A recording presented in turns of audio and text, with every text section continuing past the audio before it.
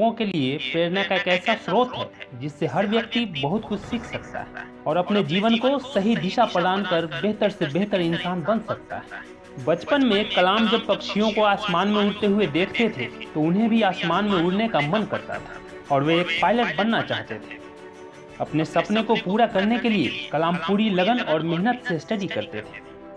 Higher study के लिए, उच्च शिक्षा के लिए उन्होंने मद्रास इंस्टीट्यूट ऑफ टेक्नोलॉजी में एडमिशन के लिए अप्लाई किया।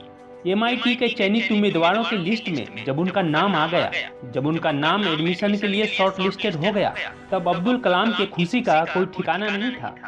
लेकिन एमआईटी में दाखिला बहुत महंगा था, कम से कम 1000 रुपये की जरूरत थी। 1950 के दशक में एक साधारण परिवार के लिए 1000 रुपये बहुत बड़ी रकम होती थी, पर अब्दुल कलाम ने हिम्मत नहीं हारी। कई दिन गुजर गए लेकिन पैसों का कोई इंतजाम नहीं हुआ। धीरे धीरे दाखिले की अंतिम तिथि भी नजदीक आते जा रही थी। तभी एक दिन कलाम को पता चला कि पैसों का इंतजाम हो गया है। वह भागे भागे घर आए और अपनी अम्मी से पूछा कि इतने पैसों का इंतजाम कैसे हुआ। तब उनकी अम्मी ने बताया कि उनकी बड़ी बहन जोहरा ने अपने सोने के कड़े और चैन बेचकर इतने पैसों का इंतजाम किया है। अपनी बहन का उनके ऊपर विश्वास, उसकी उम्मीद, उसके स्नेह को देखकर कलाम एकदम पसीज गए और उनकी आंखों से आंसू छलक पड़े। दोस्तों, एमआईटी अर्थात मद्रास इंस्टीट्यूट ऑफ टेक्नोलॉजी में स्टडी के दौरान एक बार फिर कलाम के सामने एक बहुत बड़ी चुनौती आन पड़ी। कलाम को अपने 6 कलीग्स अर्थात अपने 6 सहपाठियों के साथ मिलकर एक फाइटर एयरक्राफ्ट का डिजाइन बनाने का प्रोजेक्ट दिया गया। कलाम साथियों के साथ उस प्रोजेक्ट पर काम करने में लगे हुए थे। तभी अचानक प्रोफेसर श्रीनिवासन रिव्यू करने के लिए पहुंच गए। प्रोजेक्ट के डिजाइन और प्रोग्रेस को देखकर वे बहुत निराश हुए। उन्होंने कलाम से कहा कि कलाम, मैं तुम्हारे काम से सचमुच निराश हुआ हूँ। मुझे तुमसे इससे कहीं बेहतर डिजाइन की अपेक्षा थी। कलाम ने कई सारे कारण बताए, लेकिन उन्होंने एक न सुनी। फिर कलाम ने प्रोफेसर साहब से विनती की और कहा कि सर, मुझे 1 महीने का समय दीजिए। मुझे पूरा विश्वास है कि मैं एक बेहतर डिजाइन बना लूंगा। प्रोफेसर श्रीनिवासन ने कलाम की ओर देखा और कहा, देखो नौजवान, मैं तुम्हें 3 दिन का समय दे रहा हूँ। अगर सोमवार की सुबह तक तुमने इससे बेहतर डिजाइन नहीं दिखाया तो शायद तुम्हें अपनी स्कॉलरशिप से हाथ धोना पड़ेगा।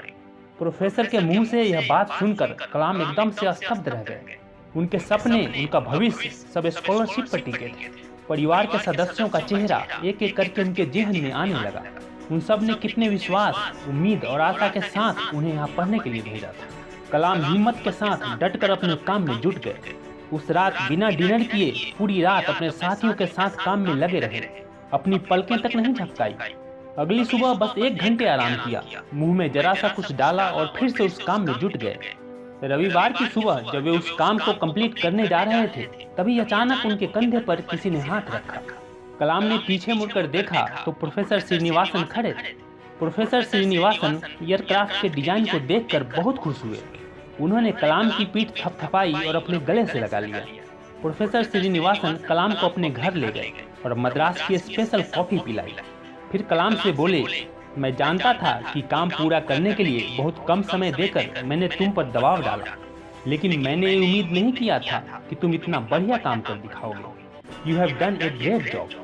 दोस्तों, हर एक इंसान की जिंदगी में मुश्किलें आती है, कठिनाइयाँ व चुनौतियाँ आती है। अधिकतर लोग मुश्किलों को देखकर, चुनौतियों को देखकर घबरा जाते हैं। वे हार मान लेते हैं, टूट जाते हैं, बिखर जाते हैं। वहीं कुछ लोग डॉक्टर अब्दुल कलाम की तरह होते हैं। वे हिम्मत से हर मुश्किल और चुनौतियों का डटकर सामना करते हैं और ईमानदारी से परिश्रम करते हुए जीवन में आगे बढ़ते जाते हैं। दोस्तों, हिम्मत और मेहनत 2 ऐसे हथियार हैं जो एक इंसान को योद्धा बना देता है, जो जीवन के किसी भी क्षेत्र में आपको विजय दिलाने की क्षमता रखता है। कहते हैं कि मेहनत की स्याही से जो लिखते हैं अपने इरादों को, उनके मुकद्दर के पन्ने कभी कोरे नहीं हुआ करते।